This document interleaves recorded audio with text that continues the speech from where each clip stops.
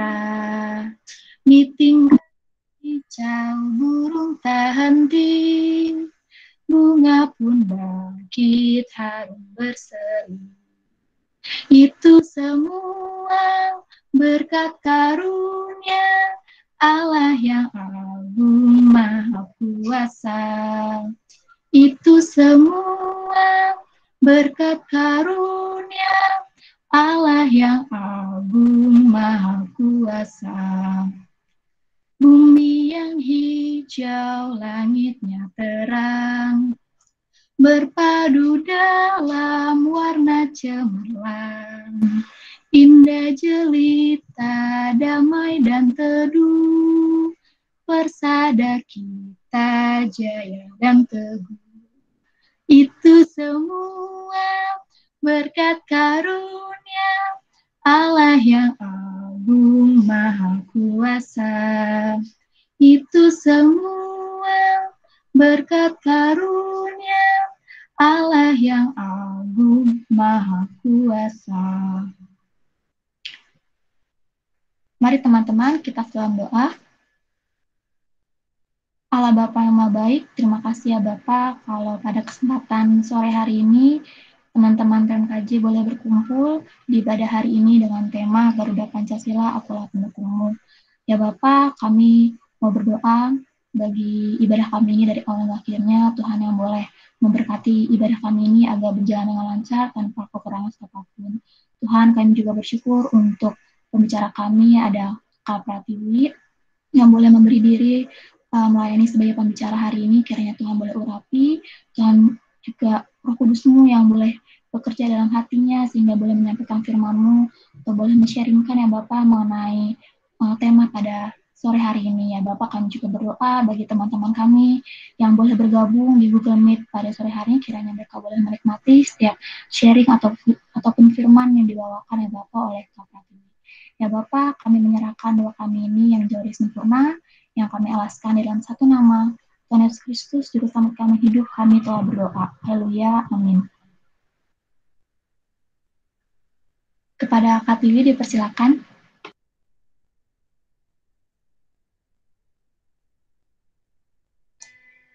Halo, selamat sore teman-teman. Shalom teman-teman. Shalom Kak Tiwi. Iya, terima kasih teman-teman untuk kesempatannya di mana kita boleh berkumpul pada sore hari ini. Nah, aku boleh minta ditampilkan slideshow-nya dulu nggak Kak Bebet? Oke, minta tolong Kore ya. Boleh oh ya, oke, siap. Kak Tiwi boleh tolong tampilin videonya nggak Kak Tiwi? Oh iya boleh. Oke, thank you ya Kak. Ya.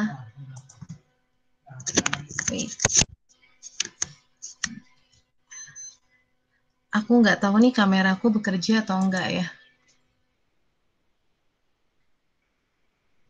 Apakah sudah terlihat, Bebet? Sudah Kak, sudah. Oh ya, oke. Ya. Oke. Kameraku agak rusak jadi gelap ya. Nggak apa-apa ya teman-teman ya. Ya, tema sore hari ini diminta oleh Bebet tepatnya untuk sharing tentang Garuda Pancasila. Pancasila sebetulnya bagaimana sih sebagai mahasiswa Kristen kita dimampukan gitu ya untuk melihat apa sih relevansinya Pancasila ini dengan kehidupan kita sebagai anak-anak Tuhan seperti itu. Nah, next slide. Nah, ini hanya untuk mengingatkan kita saja ya. Mungkin ada yang nggak hafal begitu karena misalnya sudah jarang ikut upacara dan jarang mendengar atau membahas atau bersentuhan dengan Pancasila gitu. Ini mau coba merefresh kita aja gitu. Nah, ada 5 gitu ya, Pancasila, namanya aja Pancasila, ada 5 hal. Pertama, ketuhanan yang Maha Esa, kemanusiaan yang adil dan beradab, persatuan Indonesia, kerakyatan yang dipimpin oleh hikmat, kebijaksanaan dalam permusyawaratan perwakilan, dan yang terakhir, keadilan sosial bagi seluruh rakyat Indonesia. Nah, next slide, Bang. Mungkin ini nggak banyak yang tahu ya, tapi nggak tahu deh ada berapa banyak di sini anak-anak dari Fakultas Hukum ya.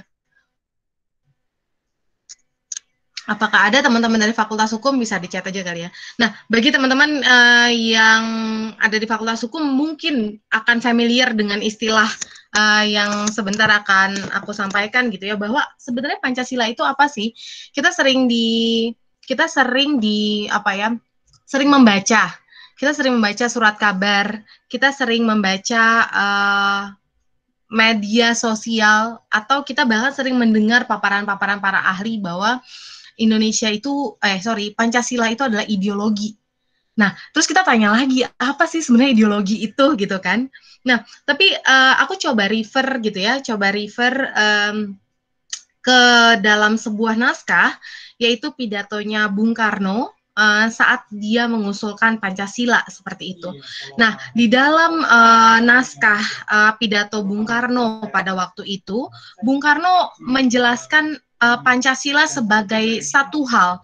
Dia menggunakan diksi dari 2 bahasa yang berbeda, satu bahasa Belanda dan satu lagi bahasa Jerman. Pada intinya dia bilang bahwa Pancasila merupakan filosofis Grundslag gitu ya, dasar filsafati gitu. Dia sebuah fundamen gitu, dalam sebuah hasrat kalau mau dibahasakan gitu ya, sebuah jiwa yang sedalam-dalamnya untuk di atasnya kita mendirikan gedung Indonesia merdeka yang kekal dan abadi gitu. Jadi mau didirikan berdasarkan apa Indonesia? Nah, itulah Pancasila. Nah, selain itu dia sebut dengan bahasa Weltanschauung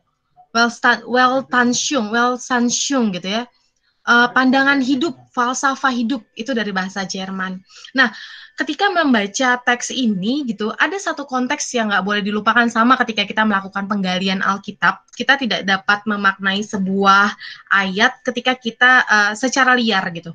Kita harus tahu dulu konteksnya seperti apa dan makna mula-mula disampaikan kepada pembaca mula-mula apa gitu.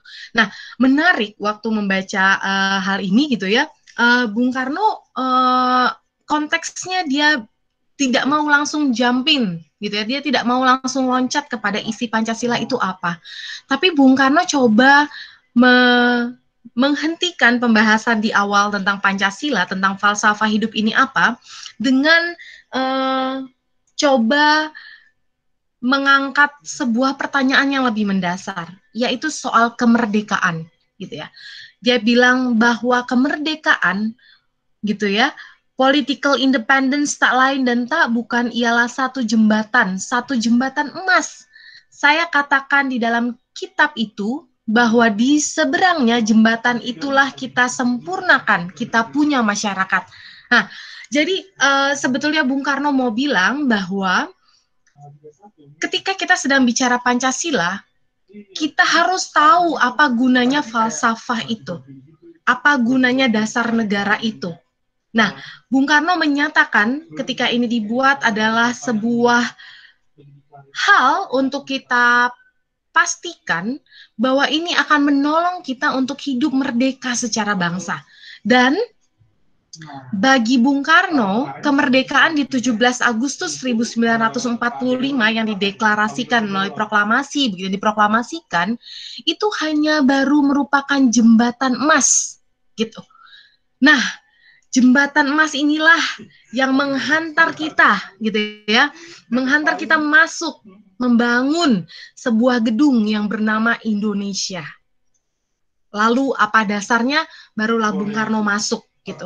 Artinya ini harus menolong kita memaknai bahwa Pancasila ini sesungguhnya harus digunakan untuk memanusiakan manusia Indonesia, memerdekakan manusia Indonesia. Nah,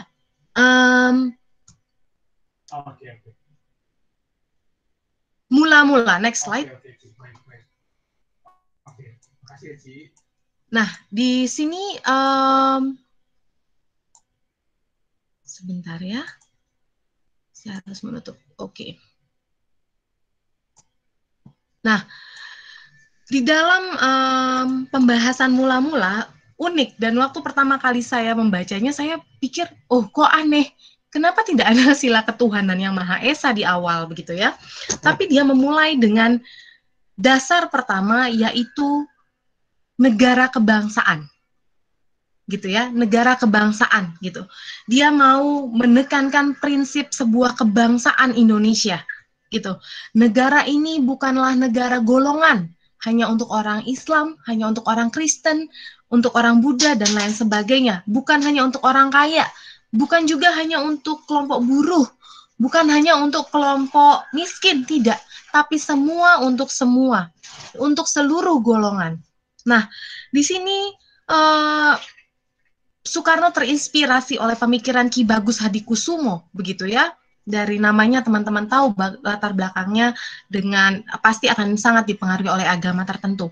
Nah, terus Soekarno juga merefer atau merujuk kepada pemikiran beberapa ahli atau pemikir orientalis dari beberapa negara gitu ya.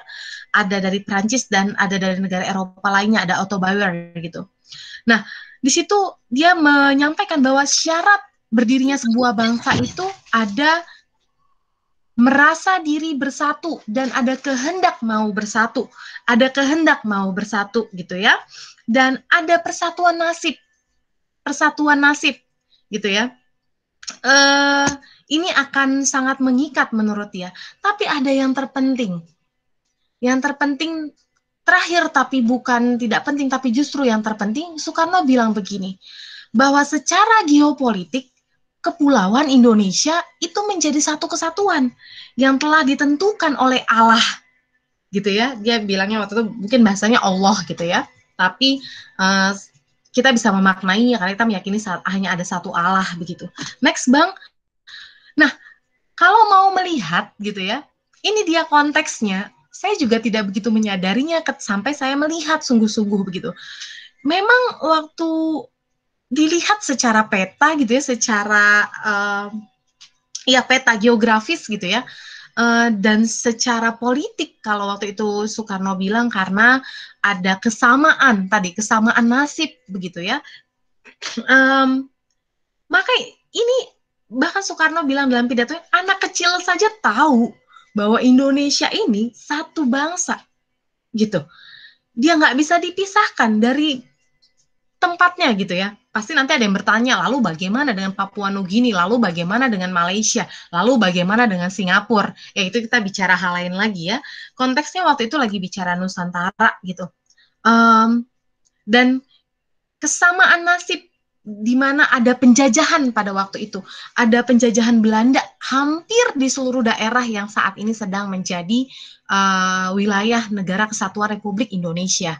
Kita akan bicara hal lain lagi ketika bicara mengenai nasib bangsa Papua yang memang pada masa penjajahan Belanda mereka diperlakukan sangat berbeda. Mereka tidak dijajah oleh Belanda.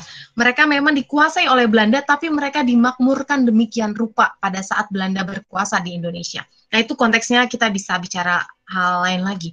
Indonesia, gitu ya. Kita ingat-ingat hal ini dengan baik. Next, Bang.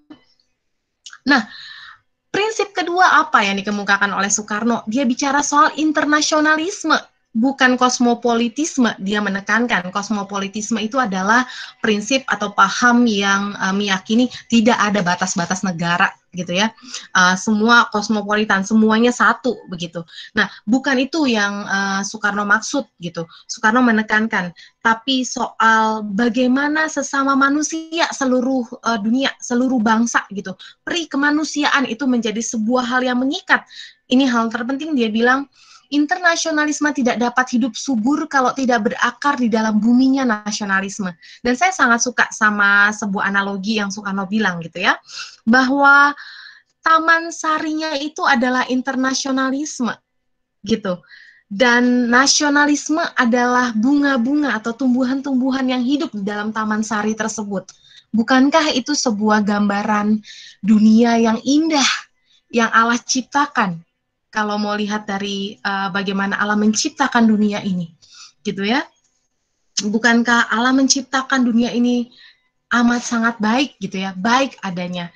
Kita mengingat kejadian 1 gitu, hari pertama, hari kedua, sampai seterusnya. Nah, saya merasa kuat sekali begitu ya, bisa memaknai hal ini karena Alkitab menolong kita untuk melihatnya. Dan ini menjadi dasar kedua begitu. Next, dasar ketiga. Apa dasar ketiga yang Soekarno coba kemukakan gitu? Dasar ketiga yang Soekarno coba kemukakan adalah mengenai dasar mufakat, dasar perwakilan, dasar permusyawaratan gitu. Di sini Soekarno mencoba mengangkat gitu ya sebuah prinsip demokrasi gitu, sebuah prinsip demokrasi. Dia bilang dengan cara mufakat kita perbaiki segala hal, juga keselamatan agama. Perhatikan baik-baik ya teman-teman ya. Keselamatan agama yaitu dengan jalan pembicaraan atau permusyawaratan di dalam Badan Perwakilan Rakyat. Kalau hari ini Dewan Perwakilan Rakyat. Apa-apa yang belum memuaskan, kita bicarakan di dalam permusyawaratan. Next, Bang. Ini menjadi sebuah hal yang penting bagi saya dan akhirnya saya jadi paham kenapa hari ini, konteks hari ini gitu ya. Masih banyak orang mau mengupayakan Indonesia menjadi negara Islam atau Indonesia menjadi sebuah negara berdasarkan agama tertentu.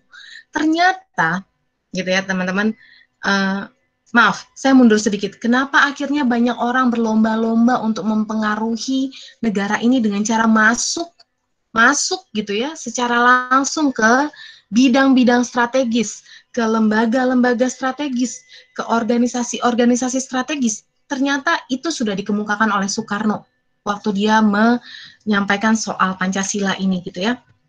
Dia bilang seperti ini. Di dalam perwakilan rakyat, saudara-saudara Islam dan saudara-saudara Kristen bekerjalah sehebat-hebatnya. Gitu ya. Kalau misal orang Kristen ingin bahwa tiap-tiap letter di sini maksudnya adalah kebijakan atau peraturan perundang-undangan begitu ya. Di dalam peraturan negara Indonesia ini menurut Injil, utusan-utusan yang masuk dalam Badan Perwakilan Indonesia ialah orang-orang Kristen. Itu adil, itu fair dia bilang. Jadi ada sebuah persaingan nilai, ada sebuah pergolakan nilai gitu. Dan itu dimungkinkan dan itu memang diperbolehkan dalam prinsip negara demokrasi gitu. Nah, dia bilang di sini adalah sebuah hal yang adil seperti itu. Jadi kita tidak menentukan negara ini adalah negara agama, tapi bagaimana memasukkan nilai-nilai agama yang kita yakini itu ke dalam banyak sekali peraturan perundang-undangan. Nah, nanti teman-teman yang dari bidang hukum atau FISIP gitu ya, politik bisa melihat gitu. Bagaimana saat ini, bagaimana hari ini kondisi peraturan perundang-undangan di Indonesia. Seperti itu. Nah, tidak ada satu negara boleh dikatakan negara hidup kalau tidak ada perjuangan di dalamnya. Dia sebutkan beberapa contoh negara gitu ya. Harus ada kontestasi ide, kontestasi nilai, kontestasi pikiran gitu. Dan ini menurut saya jadi penting. Saya nggak tahu apa Soekarno banyak juga dipengaruhi gitu ya oleh pendidikan Barat begitu. Dia bilang Allah Subhanahu Wa Taala memberi pikiran kepada kita agar supaya dalam pergaulan kita sehari-hari kita selalu bergosok. Bukankah ini sama dengan prinsip Alkitab manusia menajamkan manusia atau sesamanya? Bukankah kita mengamini bahwa Allah adalah sumber segala hikmat dan pengetahuan? Bukankah kita meyakini dan banyak belajar bahwa permulaan pengetahuan ialah takut akan Allah? Gitu. Nah, di sini saya merasa betul sekali begitu bahwa Soekarno coba mengadres bahwa manusia adalah manusia yang berpikir begitu. Dan dia bilang kita harus bergosok seakan-akan menumbuk membersihkan gabah supaya keluar daripadanya beras. Dan beras akan menjadi nasi Indonesia yang sebaik-baiknya. Artinya kita yang enggan untuk berhadapan dengan orang-orang yang berbeda dengan kita. Kita yang seringkali enggan untuk menerima perbedaan, tidak mau bergosokan, tidak mau menyatakan saya tidak setuju karena argumentasi A, B, C, dan D, tidak terbiasa dengan kontestasi ide, nilai, dan prinsip bahkan, bisa jadi kita tidak akan menghasilkan atau kita tidak akan berkontribusi membangun Indonesia ini menjadi Indonesia yang sesuai dengan apa yang Allah kehendaki gitu. Next.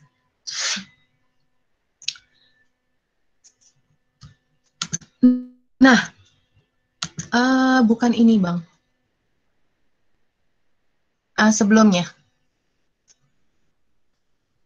Oh, ada yang terhapus sepertinya ya. Coba next lagi Bang. Next. Oke, ya udah. Sepertinya ada yang terhapus. Saya bacakan saja ya. Prinsip keempat, gitu ya. Prinsip keempat adalah tentang keadilan politik dan keadilan sosial. Saya coba share lagi PPT-nya kepada Bebet gitu ya untuk diteruskan kepada Ray. Nah, dalam sila keempat ini, gitu ya, keempat ini,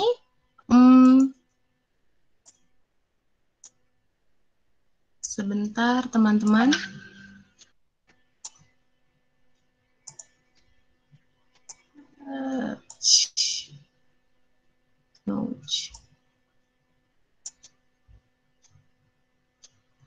Oke, saya sudah kirim ke Bebet, mungkin bisa dilihat kembali. Nah, dalam sila keempat ini, Soekarno menyatakan kalau kita mencari demokrasi, yang tadi itu ya, yang sebelumnya itu soal bagaimana kita terbiasa dengan sebuah permusyawaratan, permufakat dan perwakilan gitu. Dia mau ajarkan juga bahwa, dia mau sampaikan juga bahwa hendaknya bukan demokrasi Barat, tapi Indonesia punya demokrasinya sendiri gitu. Demokrasinya sendiri, yaitu demokrasi atau permusyawaratan yang memberi hidup gitu. Yang memberi hidup, yakni politik ekonomis demokrasi gitu. Dia membungkus keadilan, membungkus demokrasi ini menjadi 2 poin utama, yaitu keadilan politik dan keadilan sosial melalui keadilan ekonomi, gitu ya. Dia meng-highlight betul bahwa dia kasih contoh menarik begitu, bahwa seorang buruh bisa punya posisi, gitu ya, untuk menjatuhkan presiden ketika dia berposisi sebagai Dewan Perwakilan Rakyat, waktu itu Badan Perwakilan Rakyat. Tapi dalam realita kehidupan lainnya, si buruh ini ketika dia bekerja di pabrik, dia juga harus tunduk pada pengusaha gitu ya. Dia juga dipimpin oleh pengusaha yang punya usaha, dan dia harus mengerjakan bagian dan tanggung jawabnya juga dengan baik untuk mensejahterakan dirinya. Jadi artinya seseorang dalam iklim demokrasi harus ada 2 hal mendasar yang dijamin, yaitu akses dia untuk kehidupan berpolitik dan akses dia untuk kesejahteraannya melalui kesejahteraan ekonomi gitu ya, keadilan sosial gitu. Nah, ini dia juga sudah mengangkat soal Ratu Adil gitu, Ratu Adil, di mana kita sering sekali mendengar kata Ratu Adil ya, bahwa ternyata Ratu Adil yang dimaknai oleh orang Indonesia itu adalah seorang pemimpin yang menyejahterakan masyarakatnya secara politik dan juga secara ekonomi gitu. Nah, ini jadi sebuah hal yang menarik bagi saya gitu. Intinya dia mau mengupayakan kesejahteraan bersama sebaik-baiknya lewat keadilan politik dan keadilan sosial. Ini akan menolong kita memaknai nanti pasal-pasal yang tadi sudah kita lihat di awal. Next, Bang. Prinsip ketuhanan yang berkebudayaan. Nah, prinsip yang Pancasila atau sila pertama yang selama ini kita kenal biasanya selalu paling awal, itu justru ditaruh Soekarno di paling akhir atau paling belakang gitu. Dia bilang bahwa bukan saja bangsa Indonesia bangsa yang bertuhan, tetapi masing-masing orang Indonesia hendaknya bertuhan Tuhannya sendiri gitu. Jadi ketika bicara ketuhanan yang Maha Esa, terlepas dari ada politik soal 7 kata gitu ya dalam Piagam Jakarta, teman-teman kalau ingat kita bisa teman-teman bisa bahas itu di lain kesempatan. Soekarno mau bilang bahwa ketika ada sila ketuhanan yang Maha Esa, dia sedang tidak menunjuk kepada satu agama tertentu. Meskipun teman-teman, nanti kita lihat ya, ada orang-orang yang memaknainya dengan caranya sendiri gitu. Yang Kristen menyembah Tuhan menurut petunjuk Isa Al-Masih, yang Islam bertuhan menurut petunjuk Nabi Muhammad, dan seterusnya. Tapi marilah semuanya bertuhan, hendaknya negara Indonesia ialah negara yang tiap-tiap orangnya dapat menyembah Tuhannya dengan cara leluasa. Artinya di sini Soekarno sedang bicara mengenai kemerdekaan beragama dan berkeyakinan, gitu ya. Karena kalau hanya beragama, bagaimana dengan agama-agama leluhur yang memang sudah ada di Nusantara ini bahkan sebelum agama-agama teisme itu masuk, gitu. Agama monoteisme masuk, maksud saya. Nah, segenap rakyat hendaknya bertuhan secara berkebudayaan. Marilah kita amalkan, jalankan agama semuanya, gitu ya. Apakah dengan cara yang berkeadaban, gitu. Dan dia bilang cara yang berkeadaban itu bagaimana? Ya saling hormat menghormati. Next, Bang. Nah, menarik gini. Saya tulis ini gotong royong. Kenapa?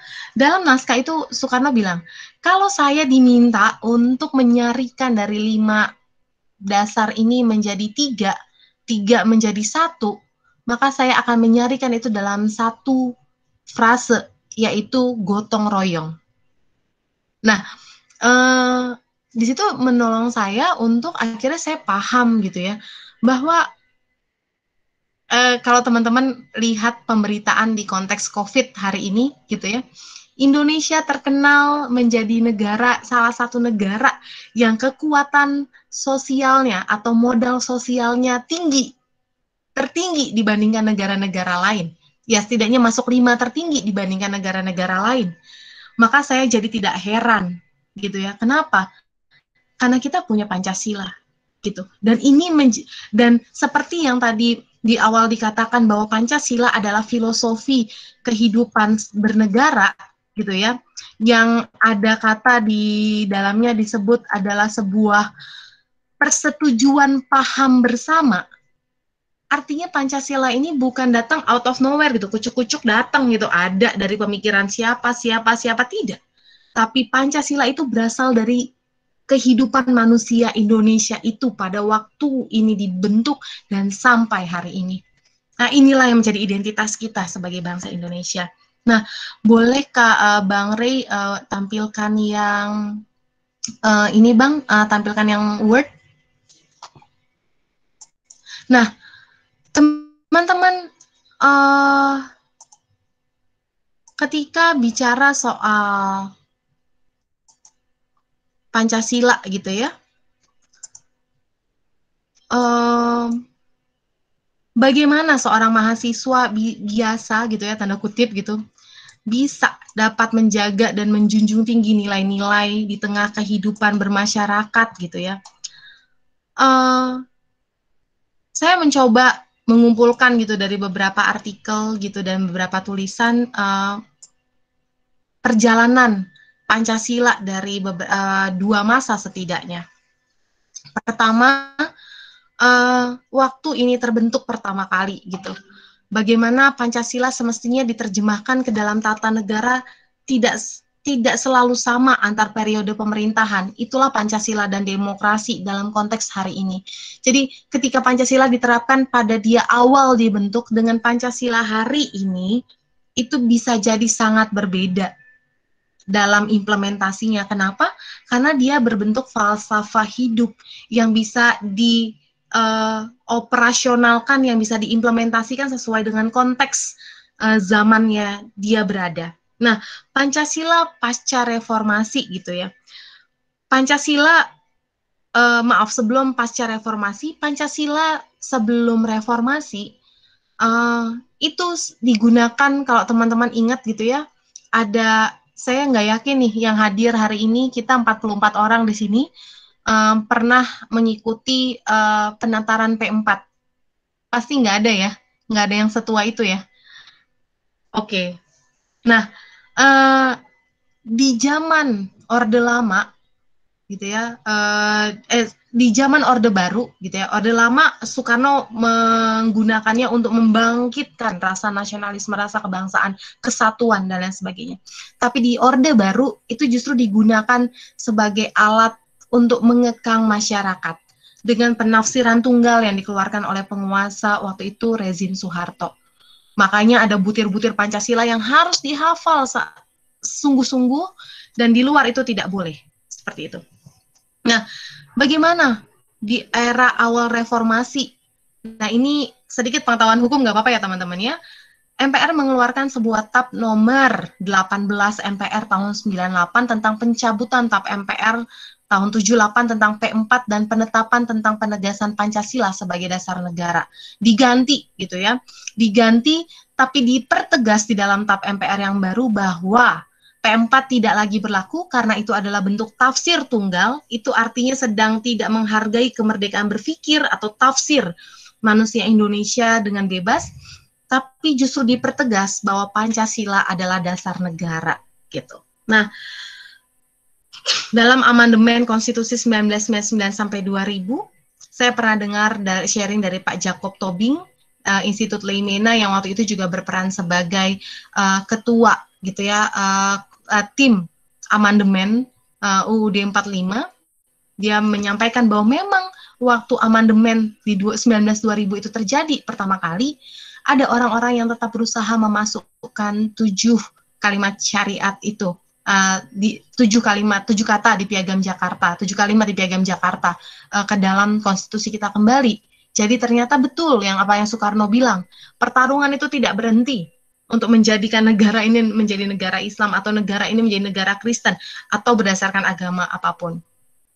Nah, tapi untungnya kita berhasil melalui dalam rahmat anugerah Allah, Allah menolong kita gitu ya, untuk tetap menjaga sebagaimana mestinya Pancasila itu dan itu masuk ke dalam konstitusi kita. Nah, dalam diskursus pasca reformasi, Pancasila kerap disebut sebagai konsensus nasional, gitu ya. Dan ideologi terbuka, dia tidak lagi mengekang atau tunggal tafsirnya. Bila di masa Orde Lama, Pancasila diadvokasi oleh golongan kebangsaan, banyak pihak di era pasca reformasi justru menjadikan Pancasila sebagai simbol pengawal kebinekaan. Namun, ada namunnya, diskursus mengenai Pancasila pasca reformasi tidak berhenti di situ dan nggak sesederhana itu, teman-teman. Kalangan Islamis pun berupaya untuk merebut tafsir Pancasila. Dan dalam sejarah Pancasila, agaknya baru di pasca reformasi inilah kalangan Islamis berupaya mengapropriasi. Teman-teman paham ya, mengapropriasi itu mencoba merebut maknanya, mengapropriasi, mengangkat tapi dia merebut makna. Nah, ini salah satu contohnya saja tafsir makna ketuhanan yang Maha Esa. Awal perumusannya jelas, tadi tidak ada soal agama tertentu. Bahkan Soekarno menegaskan dalam tulisan yang berjudul Tuhan hanya Esa, itulah keyakinanku, dia menegaskan bahwa Pancasila itu panteis, monoteis. Gitu. Jadi semua agama terhisap bisa di dalamnya gitu. Seluruh umat Indonesia, bangsa Indonesia bisa masuk ke dalamnya. Nah, ternyata di Orde Baru tidak. Orde Baru melalui Menteri Agamanya dan bahkan tokoh masyarakat, tokoh salah satu agama yang hari ini Buya Syafi'i, kita kenal Buya Syafi'i Ma'arif, justru menegaskan bahwa sila pertama itu berangkat dari kalimat tauhid. Gitu. Nah, ini saya sengaja membuka ini agar kita tahu konteksnya seperti apa. Jadi semua orang bisa memaknai Pancasila, begitupun dengan kita. Tapi Hatta berpandangan bahwa dengan menempatkan ketuhanan yang Maha Esa pada sila pertama, negara justru memiliki landasan moral yang kukuh. Artinya moral, teman-teman, moral. Itu kenapa akhirnya tidak persoalan beda agama di Indonesia. Sebagai dalam nation building, membangun sebuah bangsa tidak persoalan agama berbeda. Karena yang diangkat dalam ketuhanan yang Maha Esa adalah soal morality, nilai-nilai ketuhanan yang baik itu. Kalau pakai bahasa kita, ini masuk ke dalam common grace-nya Allah. common grace-nya Allah. Karena semua manusia diciptakan segambar serupa dengan Allah, semua zatnya Allah ada di dalam diri manusia. Nah, ini yang mau diangkat. Nah, keputusan Presiden 24 tahun 2016 tentang Hari Pancasila itu merupakan kepres di mana yang menentukan kebijakan ini, menentukan bahwa 1 Juni gitu ya, 1 Juni itu adalah hari libur. Nah, harus ditanya, kayaknya Indonesia adalah negara yang paling banyak gitu hari liburnya. Kenapa sih harus diliburkan? Apakah dengan diliburkan itu menolong kita semakin memaknai Pancasila? Atau jangan-jangan ketika diliburkan ya kita justru menganggapnya ya udah, saya bisa ke mall, saya bisa happy, saya bisa istirahat dan lain sebagainya. Nah, Pancasila di era pasca reformasi telah mengalami tarik ulur diskursif. Setelah tak banyak dibicarakan di tahun-tahun awal, Pancasila mengalami restorasi sebagai simbol kebinekaan yang dikerek untuk membendung aspirasi Islamis. Nah, beberapa tahun berikutnya, Pancasila berusaha diapropriasi oleh kelompok Islamis lagi untuk menghalau penafsiran terhadap Pancasila yang menurut mereka itu diletakkan dalam kerangka sekuler liberal. Gitu. Nah, Pancasila dalam dirinya mengandung potensi untuk mengalami tarik ulur ini memang, interpretasi gitu yang malleable oleh berbagai golongan dari sisi-sisi yang berseberangan dalam satu spektrum politik. Nah, ini begitu, bagi saya ini sebuah keindahan dan di dalamnya ada hikmat Allah gitu ya. Kenapa bisa seperti itu gitu? Sebuah dasar tapi bisa memuat semuanya gitu, bahkan memuat perbedaan. Nah, diskursus penafsiran tentang terhadap Pancasila pada satu periode tak bisa dilepaskan dari konstelasi politik pada periode itu. Dan jangan lupa, Pancasila yang sangat baik tadi, nilai-nilainya yang kita tadi baca bersama, ternyata di tangan penguasa, di tangan rezim, adalah sebuah senjata sosial politik yang penting dan ampuh, dan itu sudah terbukti dari masa ke masa. Nah, itu bisa dilihat dari 4 contoh kasus ini, gitu ya. 65, ratusan ribu orang dibantai atas nama Pancasila. Gitu ya, ini peristiwa pembunuhan massal 65, di mana banyak orang dituduh sebagai PKI atau distigma sebagai PKI dan akhirnya dibunuh. Gitu ya, halal darahnya untuk dibunuh gitu. Dan ini terjadi di berbagai pelosok Indonesia. Kasus Tanjung Priok juga demikian. Kasus Talang Sari juga demikian. Kasus di Majalengka, aliran keagamaan Haur Koneng juga dibantai oleh Orde Baru atas nama Pancasila. Bukan berarti Pancasila membenarkan tindakan ini ya, bukan berarti nilai-nilai yang terdapat dalam Pancasila itu dibenarkan, tapi tidak. Di sini mau bilang bahwa Pancasila itu bisa dipakai, gitu ya, bisa dipakai, bisa digunakan untuk melegitimasi sebuah tindakan yang tidak berperi kemanusiaan atau bahkan melanggar hukum. Hal penting yang harus kita ingat, Pancasila sebagai sebuah dasar negara atau ideologi tidak berada di ruang hampa, teman-teman. Ia adalah sebuah alat pemersatu dari perbedaan serta keragaman dan kepelbagaian. Dengan jalan apa? Memberikan rambu dalam kehidupan bersama bangsa Indonesia. Bukan untuk mempertahankan negara, bukan. Itu tidak dinyatakan oleh Soekarno. Kalau tadi mau lihat gitu ya, memori Van Toglitingnya, pidatonya gitu. Bukan untuk mempertahankan negara meski harus mengorbankan nyawa. Jadi kalau ditanya mana lebih penting, negara atau nyawa manusianya, pasti jawabannya nyawa manusianya, gitu. Dan namun untuk menjadikan Pancasila ini digunakan untuk menjadikan manusia Indonesia menjadi manusia yang merdeka dalam keberagamannya, untuk merayakan keberagaman yang Allah karuniakan. Alat pemersatu dari keragaman ini memang sering salah diartikan dan disalahgunakan. Tadinya dia menjadi alat, dijadikan sebagai sebuah tujuan yang menyeragamkan untuk membuat semuanya menjadi sama dan menyatukan perbedaan yang ada, bahkan meniadakan perbedaan. Nah, ini yang menjadi keliru dan tidak tepat, tidak sesuai dengan tujuan mula-mulanya. Kita justru diseragamkan dan disatukan menjadi apa? Hal ini juga tergantung konteks politik kekuasaan yang ada. Nah, bersyukur kita hidup di era hari ini, di mana bebas membicarakan hal ini, kita bisa menikmati, mencicipi kemerdekaan demokrasi dan berpendapat yang tadi Soekarno sampaikan. Nah, bagaimana kekristenan memaknai Pancasila? Saya mengajak teman-teman untuk masuk ke dalam Kejadian 1 ayat 26 sampai 28. Di sini saya menikmati gitu ya, bagaimana bagian firman Tuhan ini justru meneguhkan saya bahwa Pancasila ini sesuai dengan apa yang Allah kehendaki, sesuai dengan prinsip-prinsip kekristenan.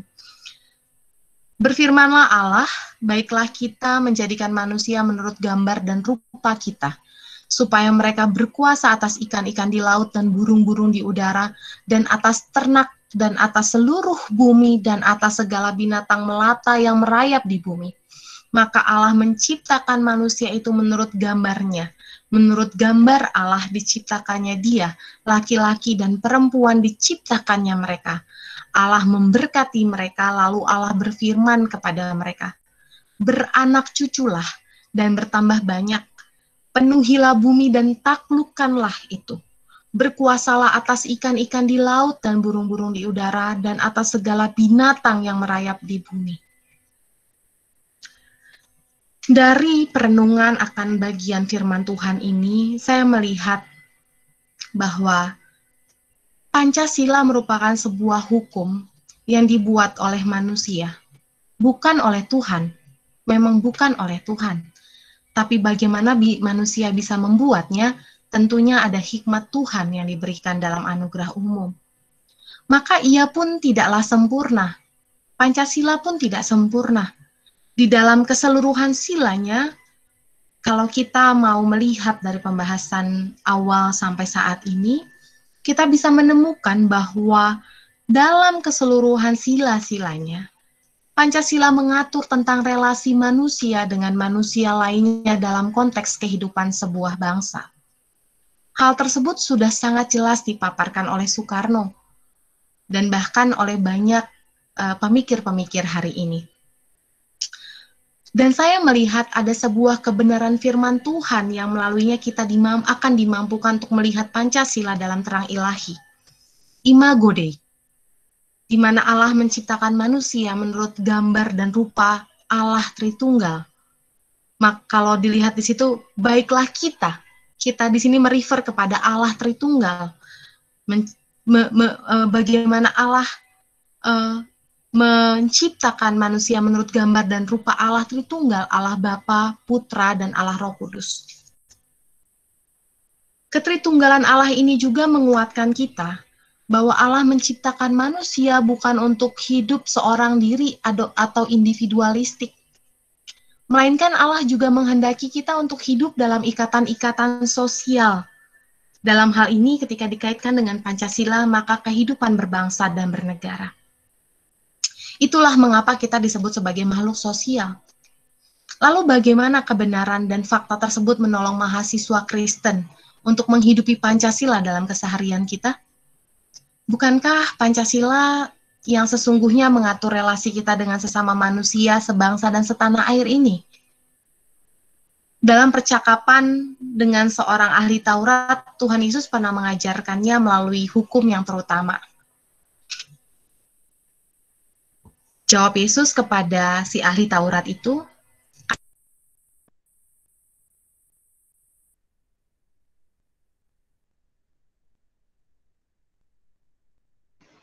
Kak Tiwi, maaf, mic-nya ke mute.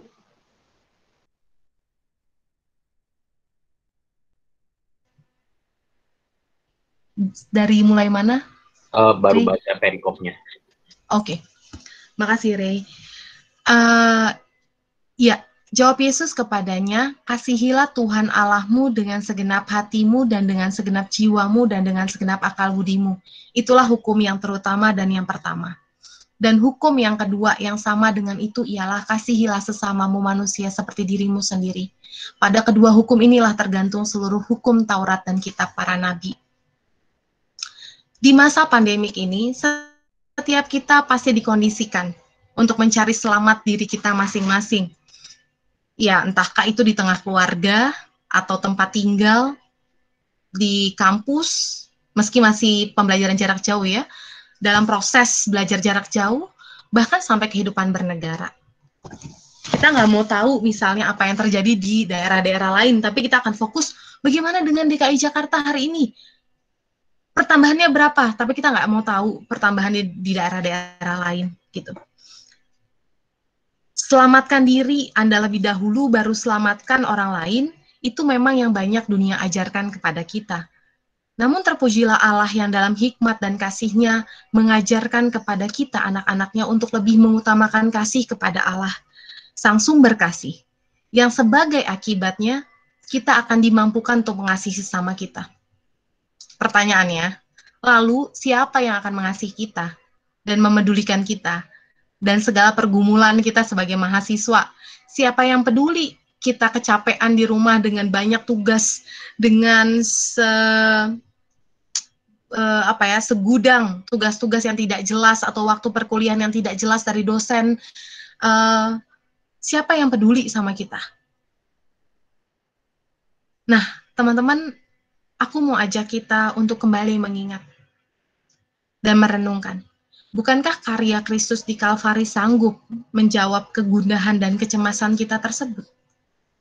Tidak ada kasih yang lebih besar daripada kasih seorang sahabat yang memberikan nyawanya untuk sahabat-sahabatnya. Ya, Yesus sahabat sejati kitalah.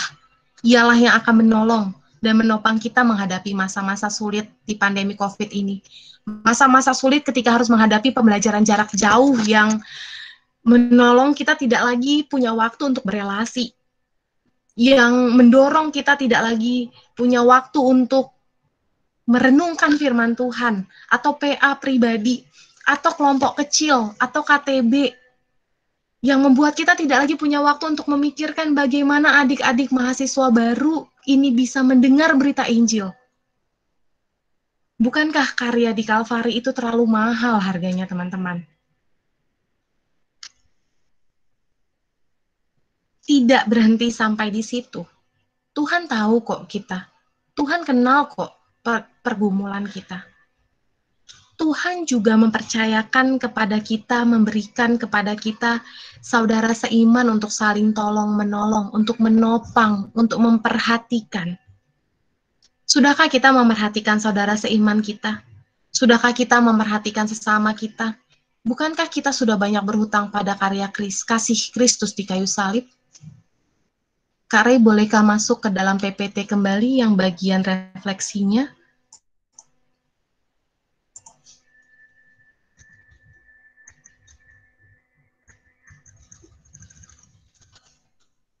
Aku mau ajak teman-teman, mungkin bisa masuk sekilas Kak Rey ke slide nomor 14. Waktuku berapa menit lagi ya kalau boleh tahu? 9 menit lagi ya, Kak. Oke, cukup. Makasih, Beth. Ya, ke slide ini. Aku sengaja membukakan beberapa realita kepada teman-teman berkaitan dengan Pancasila yang tadi kita bahas, agar kita tidak mengawang-awang begitu ya.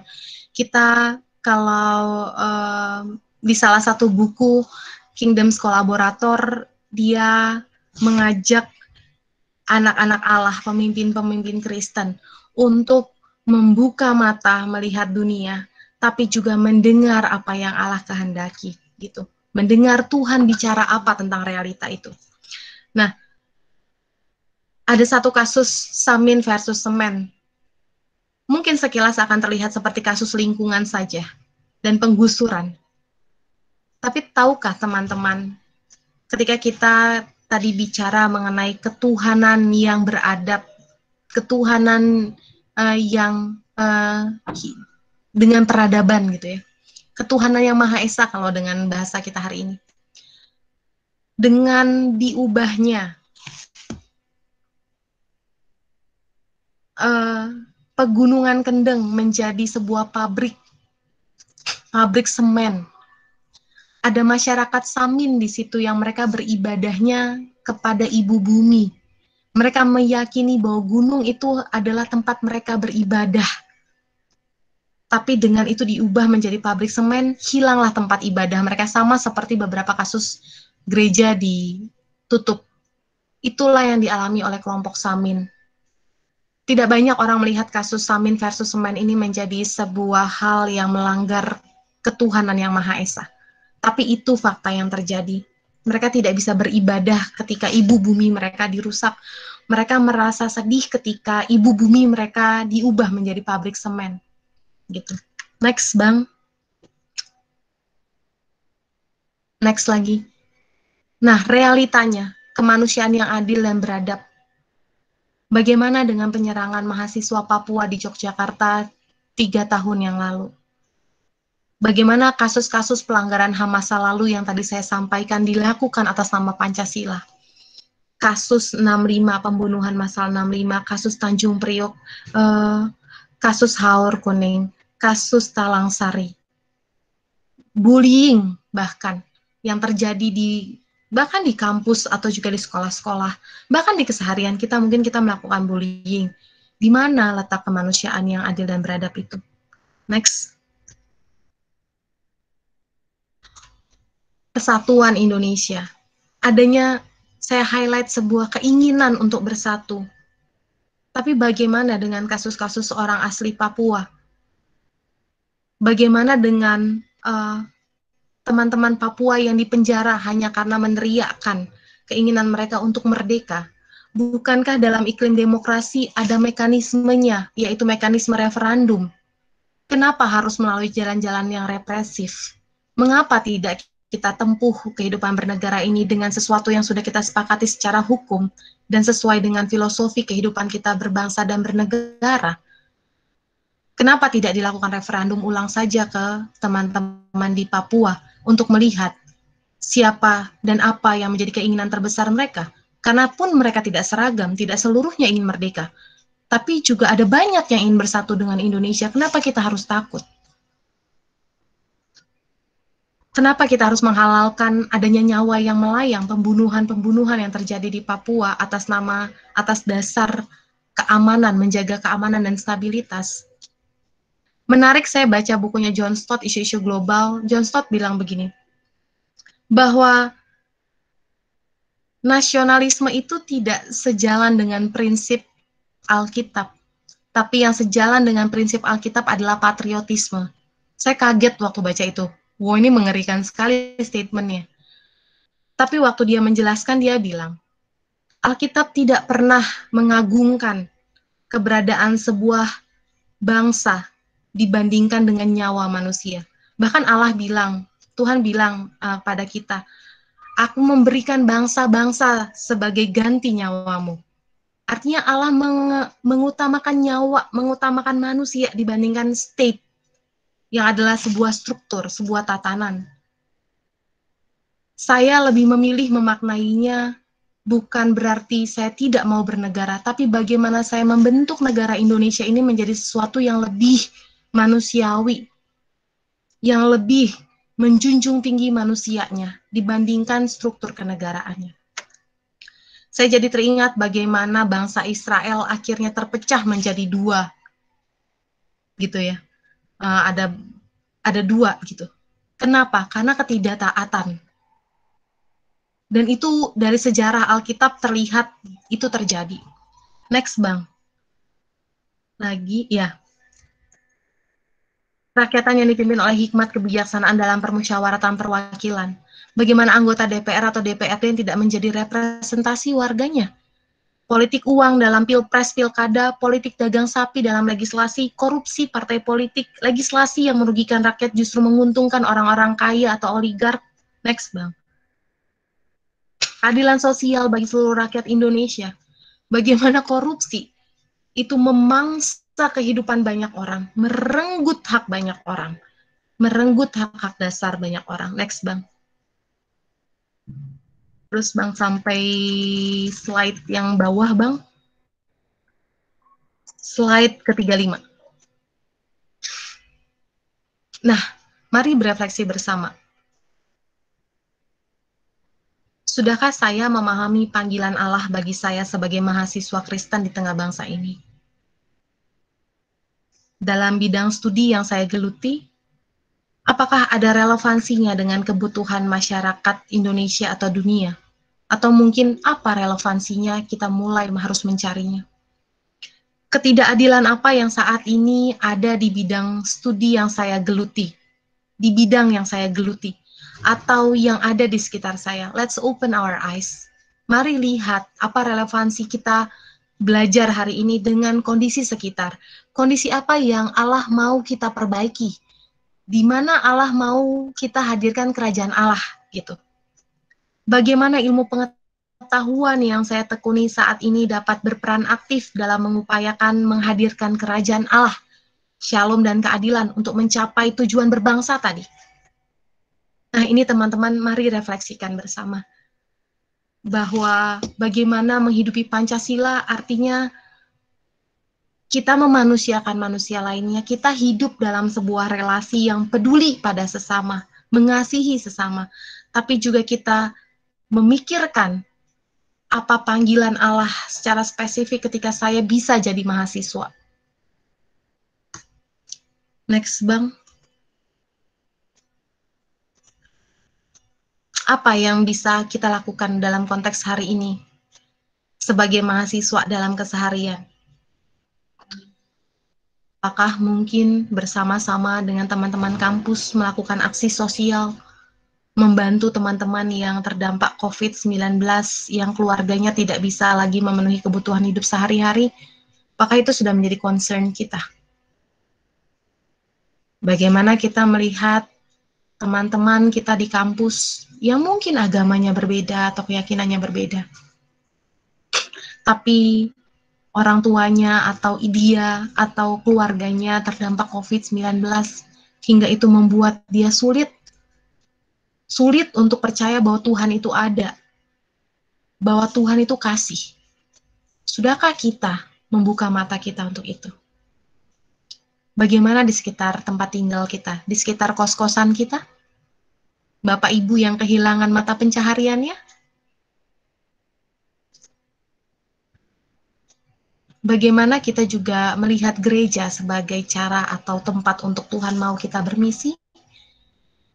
Apakah ada jemaat di gereja kita yang juga kehilangan pekerjaan di PHK misalnya?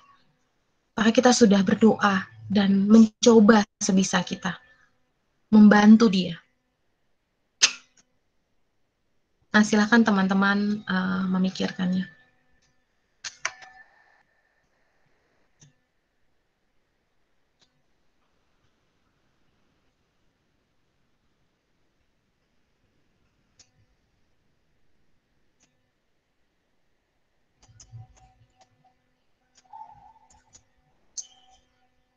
Boleh ke slide 38, Bang Ri?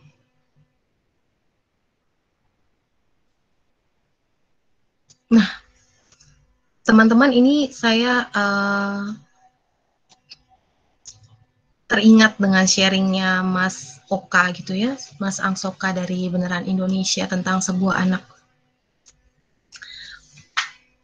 Dani Dwi Permana ini adalah seorang mahasiswa 18 tahun, seorang siswa 18 tahun, pelaku bom JW Marriott, pelaku bom bunuh diri JW Marriott gitu ya, yang 7 orang meninggal, 50 orang luka-luka. Nah, ternyata beberapa minggu sebelum pemboman dilakukan olehnya, dia sudah memposting sebuah video yang kurang lebih gambarannya seperti yang ada di layar teman-teman. Jadi dia memposting video itu, di belakangnya adalah JW Marriott. Kalau dilihat dari mukanya sepertinya dia gembira dan bahagia ya, tidak ada kesulitan dalam hidupnya. Tapi ternyata dia adalah seorang anak yang tidak punya banyak teman. Nah, saya jadi merenung, kalau saja Pancasila itu betul-betul kita hayati sebagai filosofi kehidupan kita berbangsa. Nggak ada kan 45 orang di antara kita yang hadir ini hanya numpang saja di Indonesia. Ketika kita menjadi warga negara, pasti ada konsekuensi tanggung jawab. Nah, seandainya kita paham betul apa yang menjadi dasar negara kita didirikan, tidak akan terjadi, menurut saya, pemboman diri seperti yang dilakukan oleh si Dani Dwi Permana. Ketika ada mahasiswa-mahasiswa, siswa-siswa yang mau peduli kepada sesama mahasiswa dan siswa lainnya, mau masuk mendalam dalam hidup mereka, mau memperhatikan hidup mereka. Apalagi kita yang telah ditebus oleh Kristus dan sudah menikmati anugerah yang begitu besar dari Allah. Bukankah kita berhutang untuk membagikan kasih Kristus kepada mereka? Kita bukan berhutang pada mereka, tapi kita mau meneruskan kasih yang sudah memerdekakan kita itu kepada mereka, hingga mereka boleh dimerdekakan. Ingat tadi tujuan filosofi bernegara ini atau dasar negara adalah untuk memerdekakan manusia Indonesia. Next, Bang. Biarlah kiranya kebenaran firman Tuhan dalam Galatia 2 ayat 20 ini boleh menjadi sebuah pengingat bagi kita untuk melakukan penyangkalan diri dalam keseharian kita. Namun aku hidup, tetapi bukan lagi aku sendiri yang hidup, melainkan Kristus yang hidup di dalam aku. Dan hidupku yang kuhidupi sekarang di dalam daging adalah hidup oleh iman dalam Anak Allah yang telah mengasihi aku dan menyerahkan dirinya untuk aku. Teman-teman, ada sebuah kutipan dari seorang pemikir, saya lupa namanya, William siapa gitu, yang dia berkata seperti ini. Seandainya saja saya saat ini diminta menulis naskah drama seperti seorang William Shakespeare, saya pasti tidak akan pernah bisa melakukannya. Karena saya bukan William Shakespeare. Tapi jika roh William Shakespeare itu hidup dalam saya, masuk merasuki saya yakin saya akan bisa menulis naskah drama yang sama bagusnya dengan William Shakespeare. Demikianlah kehidupan orang Kristen. Kita tidak akan mampu hidup seperti Kristus hidup.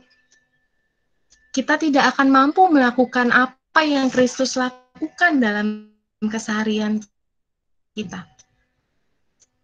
Ketika roh Kristus itu tidak ada dalam kita. Tapi ketika roh Kristus itu ada di dalam kita, maka kita pasti dimampukan melakukan pekerjaan-pekerjaan besar yang Allah pernah lakukan di muka bumi ini, bahkan lebih daripada itu. Oleh karenanya, teman-teman, mari dengan menghayati karya Kristus di Kalvari, kasih Kristus yang memerdekakan kita, mari berjuang untuk terus memerdekakan sesama kita, memanusiakan sesama kita, keluarga kita, teman kita, saudara kita, tetangga kita, saudara sebangsa kita,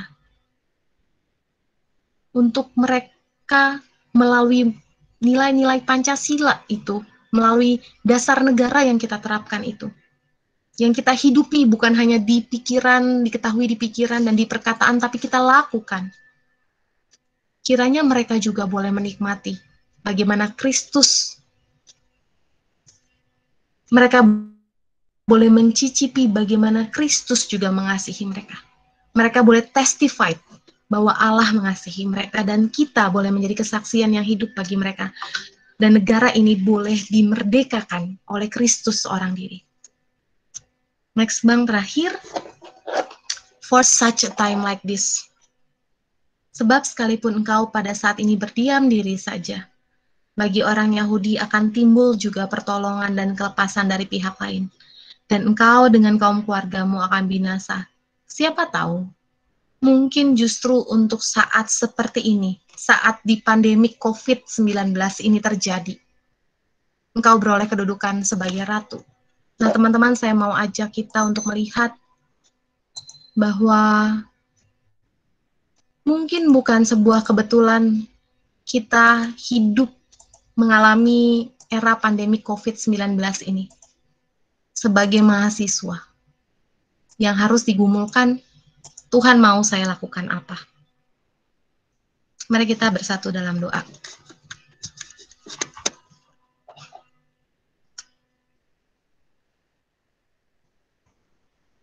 Tuhan, dalam anugerah dan pertolongan-Mu, kami mengucap syukur ya Bapa. Kalau di sore hari ini kami boleh menikmati bagaimana kami belajar mengenai bangsa di mana Tuhan tempatkan kami. Kami belajar untuk menjadi warga negara yang bertanggung jawab dengan tahu apa sesungguhnya yang menjadi dasar negara kami dan bagaimana kami harus menerapkannya dalam kehidupan kami. Namun tidak berhenti sampai di situ. Tuhan, dalam rahmat anugerah-Mu, Engkau juga berbicara kepada kami dan kembali mengingatkan kami bahwa Tuhan menciptakan kami, manusia, bukan hanya orang-orang Kristen, bukan hanya anak-anak Allah, tapi Engkau menciptakan manusia seturut dengan rupa dan gambar Allah. Dan itulah yang akhirnya menjadi dasar kami untuk belajar memanusiakan sesama kami, menerapkan prinsip-prinsip keadilan, ketuhanan yang berperadaban, persatuan, permusyawaratan, permufakatan, hidup berbangsa, menghidupi internasionalisme dan kemanusiaan, dan persatuan Indonesia ya Bapak. Tuhan tolonglah kami dalam segala keterbatasan kami boleh dimampukan untuk menafsirkan Pancasila sesuai dengan konteks kami masing-masing hari ini, dalam kondisi kami masing-masing hari ini. Terlebih lagi sebagai mahasiswa, Tuhan tolong mampukan kami untuk kami boleh berkarya nyata sebagai anak-anak Tuhan, sebagai anak-anak Tuhan yang Tuhan tempatkan di bangsa ini, bangsa yang dalam rahmat anugerah-Mu kami dimerdekakan. Biarlah Tuhan kami boleh menjadi kesaksian yang hidup bagi teman-teman di sekitar kami. Dan kami juga berdoa Tuhan, bersyukur kalau sore hari ini Tuhan juga kembali ingatkan kami bahwa di tengah kondisi krisis pandemi COVID ini juga tidak lantas membuat kami terkungkung, tidak lantas membuat kami terkurung dalam berbagai hal-hal yang hanya memikirkan diri sendiri. Perkuliahankah itu atau hal lain? Tapi bagaimana Tuhan kami terus mengupayakan dapat mengasihi Allah dengan segenap hati, pikiran, kekuatan, dan akal budi kami. Biarlah kami boleh mengasihi Tuhan, menikmati waktu-waktu pribadi dengan Allah hari demi hari, menikmati Tuhan menopang, menyegarkan, dan menguatkan kami. Dan bagaimana kami juga belajar mengasihi sesama kami ya Bapa. Dimulai dari orang-orang yang tinggal bersama-sama dengan kami, dan tetangga kami, dan teman-teman seiman kami, dan orang-orang yang Tuhan izinkan kami boleh bertemu dengan mereka. Tolong Tuhan, biarlah kami boleh berjuang dan dimampukan oleh Roh Kudus untuk melakukan kebenaran firman Tuhan ini, bahwa kami hidup bukan untuk kami sendiri, dan hidup yang kami hidupi ini bukanlah milik kami, tapi Kristus yang hidup di dalam dan di dalam kami. Oleh karenanya kami punya kuasa, kami punya kesempatan untuk mengerjakan pekerjaan-pekerjaan yang Kristus pernah kerjakan di tengah bumi ini. Terima kasih Tuhan, biarlah kesaksian hidup kami juga menolong orang lain mencicipi kebaikan dan kasih Kristus. Dan jikalau Tuhan juga berkenan, biarlah melalui hidup kami, orang lain boleh datang kepada Kristus dan mempertuhankan Engkau. Terima kasih ya Bapa. Inilah doa dan permohonan kami. Biarlah Tuhan yang menyempurnakan segala pengetahuan, segala diskusi, segala percakapan kami pada sore hari ini. Dalam Kristus kami sungguh berdoa dan mengucap syukur. Amin.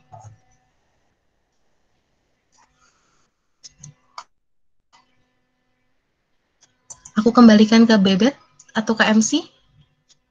Apakah akan ada tanya jawab?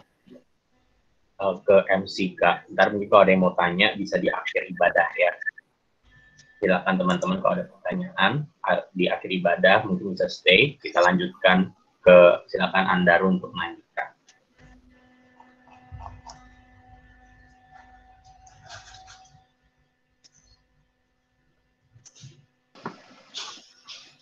Ya, terima kasih kepada Kak Tiwi untuk sharing dan firman-Nya pada sore hari ini. Kristina.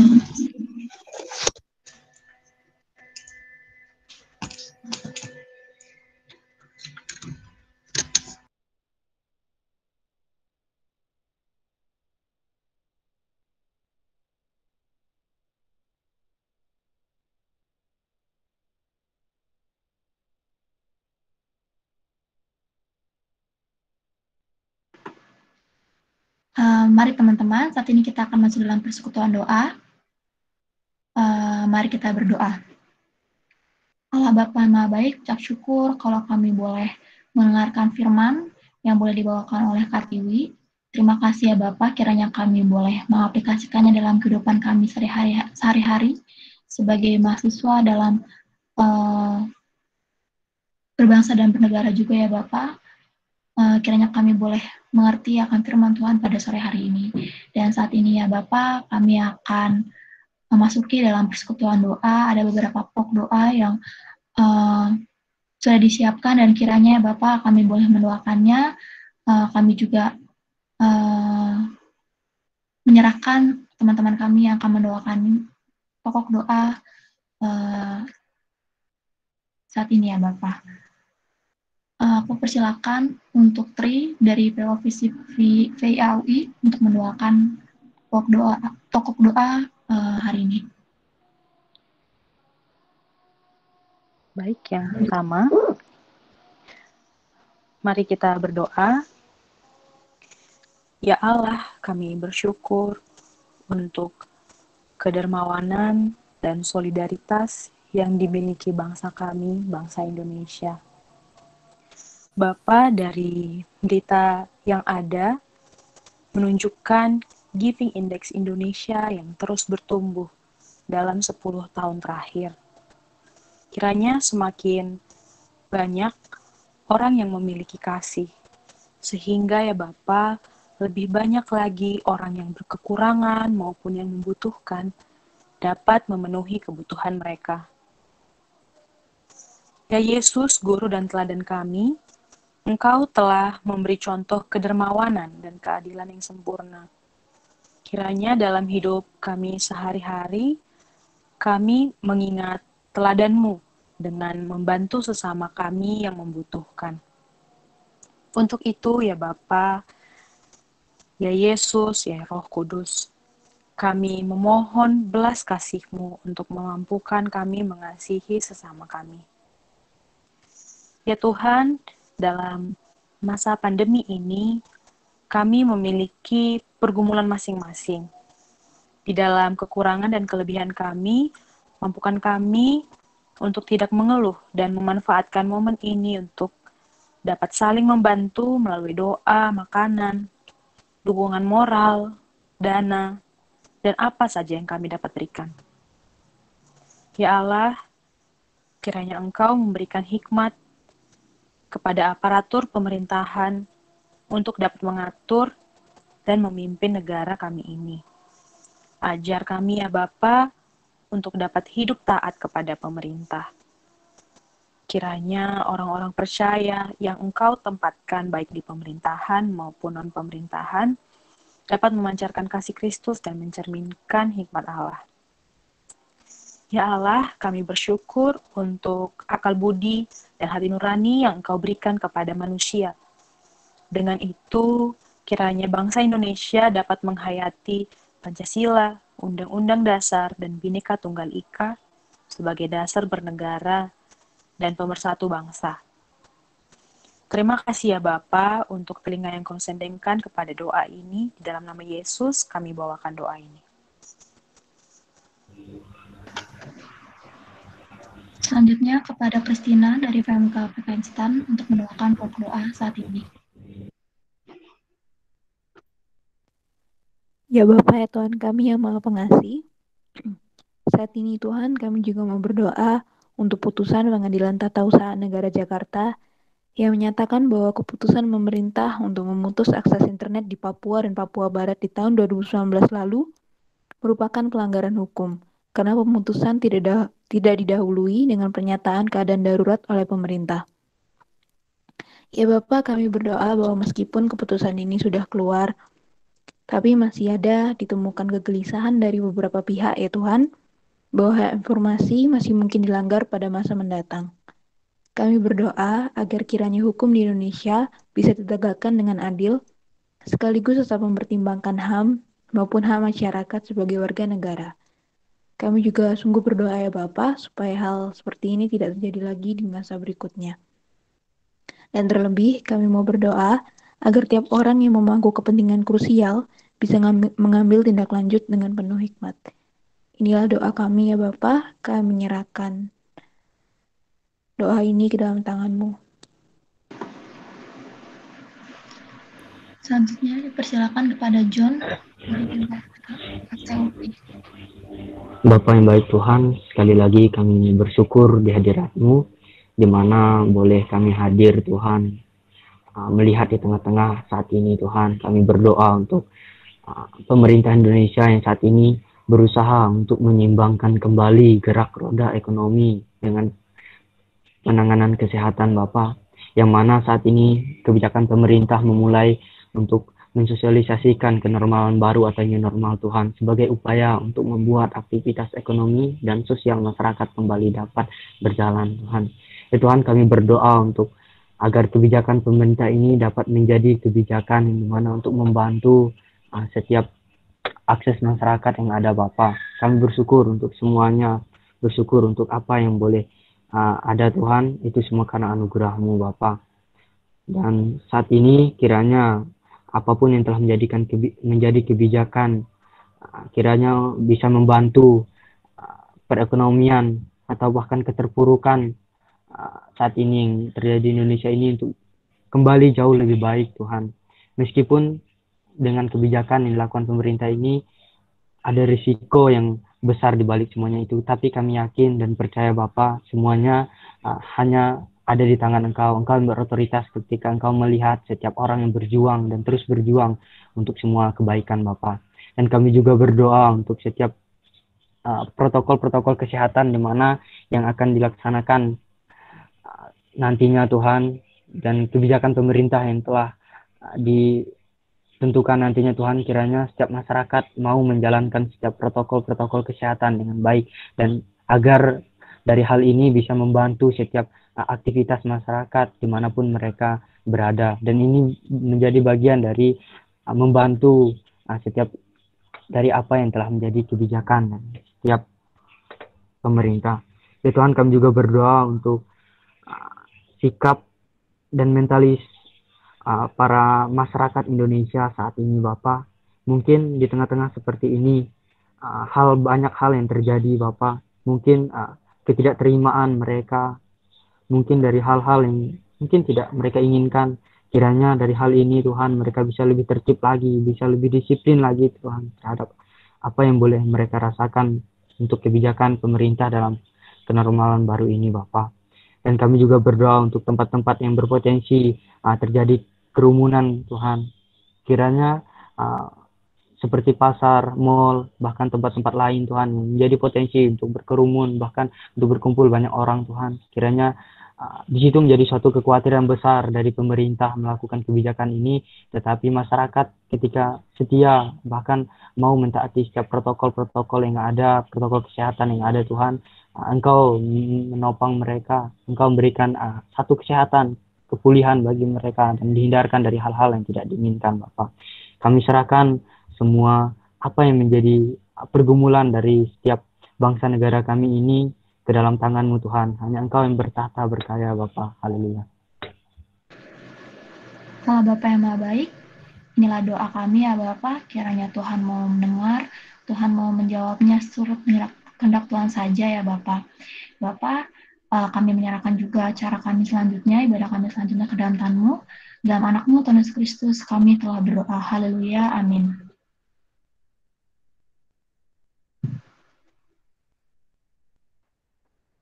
Oke, halo teman-teman. Sedikit pengumuman untuk kita. Pertama, pelayan kita hari ini ada pemimpin ibadah oleh Andaru dari PMK UNJ.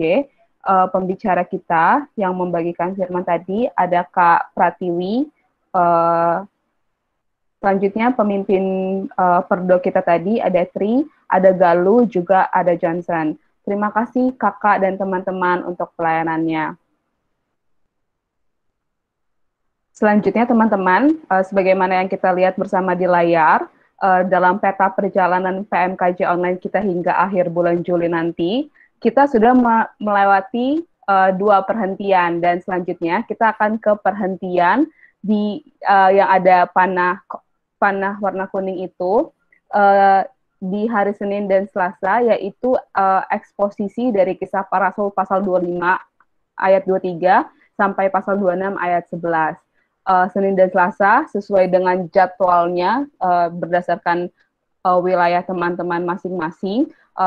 Berharap teman-teman mencatatnya dan mengajak teman-teman yang lainnya.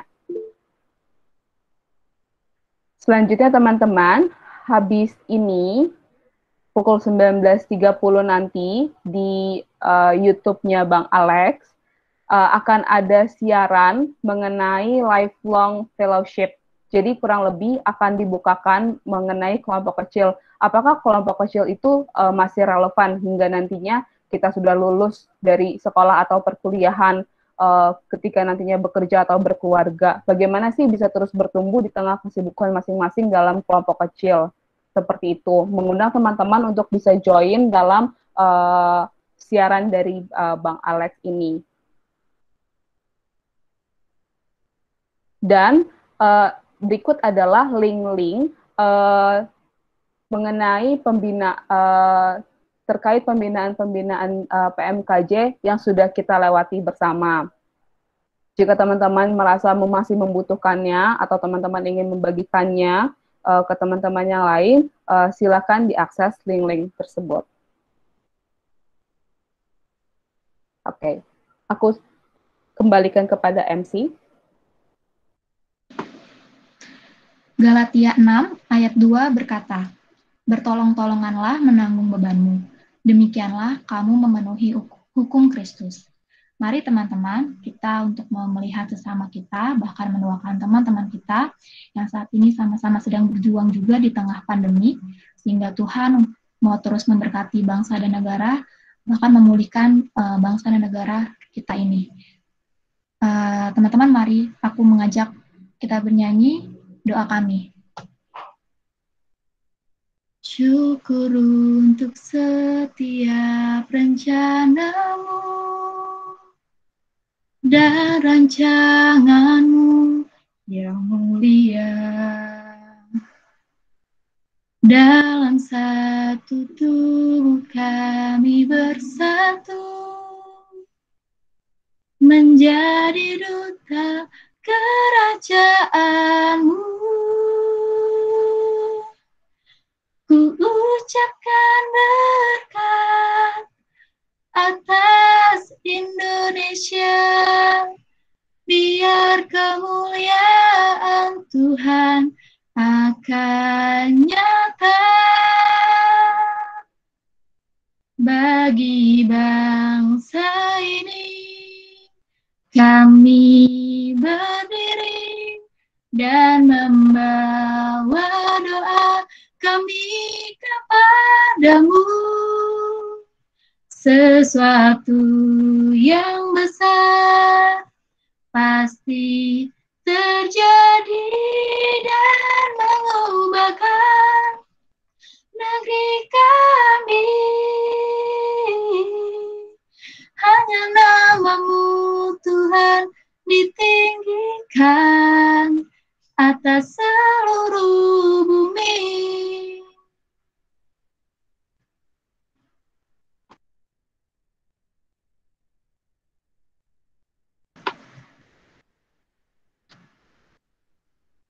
Dipersilakan kepada KTI untuk menutup ibadah sore hari ini dalam doa. Baik, terima kasih Christina.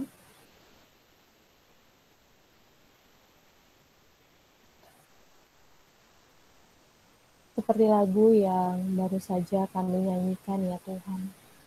Kami bersyukur karena kami anak-anak Allah dimampukan untuk melihat betapa rancangan Allah begitu sempurna. Betapa rancangan Allah bagi kami, bagi bangsa kami sangat sempurna.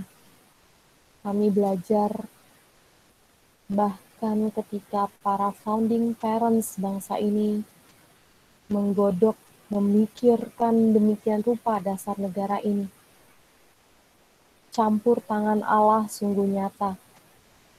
Allah lah yang menjadikan bumi Indonesia sebagaimana kami ada saat ini, dengan berbagai pulau-pulau dan wilayahnya, dari Sabang sampai Merauke, dari timur sampai ke barat ya Tuhan. Kami bersyukur ya Bapa, Engkau masih anugerahkan kami kesatuan. kami berterima kasih juga Tuhan berikan Pancasila sebagai dasar negara kami. Dan kami juga bersyukur ada konstitusi yang dalam rahmat anugerah-Mu dapat kami jadikan acuan sebagai kehidupan kami dalam berbangsa dan bernegara. Tuhan, mampukanlah setiap kami anak-anak-Mu menjadi warga negara yang bertanggung jawab, menjadi warga negara yang cerdas, yang terlibat aktif dalam pekerjaan pemulihan Allah di tengah bangsa kami. Kami berdoa bagi bangsa kami, ya Tuhan, pulihkanlah. Kami berdoa, ya Tuhan, biarlah pekerjaan itu sungguh dimulai dari umat-Mu, ya Tuhan, yang boleh Engkau pulihkan terlebih dahulu. Dan biarlah ya Bapa, setiap kami di sini, dari berbagai kampus, dari berbagai fakultas, kami boleh menyadari Allah memanggil kami di tengah bangsa ini bukan sebagai sebuah kebetulan, tapi ada rencana mulia yang Allah mau kerjakan di dalam dan melalui kami bagi bangsa ini. Dan biarlah Bapa, melalui studi kami, melalui karya kami akhirnya boleh menyatakan bahwa Kristus sungguh hidup di dalam kami, dan bahwa Kristus sungguh tetap bekerja, mengerjakan pemulihan ciptaannya, sampai akhirnya Kristus datang kedua kalinya kelak. Dan biarlah kami boleh Tuhan dapati menjadi orang-orang yang setia, dan kami boleh menikmati bagaimana Tuhan anugerahkan kami hati yang terus mau dipimpin oleh Roh-Mu yang kudus untuk mengerti apa yang harus kami kerjakan dalam keseharian kami, di tengah pandemi COVID-19 ini sekalipun. Karena kami punya Allah yang hidup, Allah yang berkuasa dan berdaulat. Kepadamu kami sungguh menyerahkan setiap kehidupan kami di tempat ini, keluarga kami, sahabat kami, saudara kami. Biarlah Tuhan pakai kami juga menjadi saluran berkat dan kasih Allah kepada mereka. Dan kiranya ada nama Tuhan yang dimuliakan melalui kehidupan kami. Terima kasih Bapa untuk persekutuan yang begitu indah di sore ke malam hari ini. Terima kasih untuk setiap kesempatan juga boleh berdoa. Terima kasih juga ya Tuhan untuk firman yang telah Kau sampaikan. Biarlah Tuhan semuanya Engkau yang sempurnakan dan Kau kuduskan, hingga persekutuan kami sore hari ini boleh menjadi persembahan yang harum bagi Tuhan. Terima kasih Bapa, ampunilah kami atas segala dosa dan pelanggaran kami, baik yang kami perbuat sengaja maupun tidak sengaja, agar kami sungguh layak tetap disebut sebagai anak-anak Allah yang kudus. Terima kasih Bapa, di dalam Kristus Tuhan, Allah Sang Kekasih jiwa kami, Allah yang memelihara kehidupan bangsa kami. Kami sungguh berdoa dan bersyukur. Amin. Terima kasih teman-teman, silakan bersaat teduh.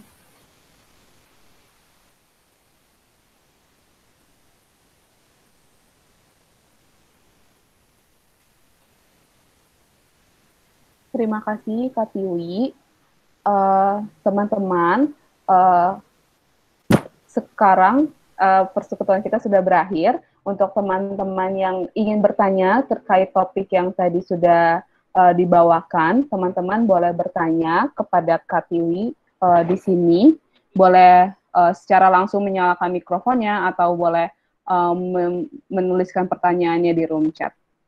Kita mungkin bisa ada waktu 5-10 menit untuk bisa tanya jawab teman-teman.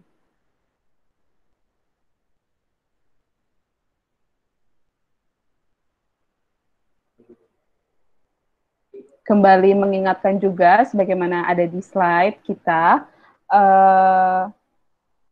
habis ini kita akan di YouTube-nya Bang Alex ada siaran lifelong fellowship, dan Senin juga Selasa yang akan datang PMKJ online eksposisi kisah para rasul, dan untuk jadwal-jadwal lainnya akan dibagikan oleh pengurus PMKJ di masing-masing wilayah. Adakah teman-teman yang ingin bertanya terkait topik tadi, Garuda Pancasila? Atau mungkin kalau ada yang mau sharing juga bisa ya. Ya. Thank you, Kak Tiwi. Iya.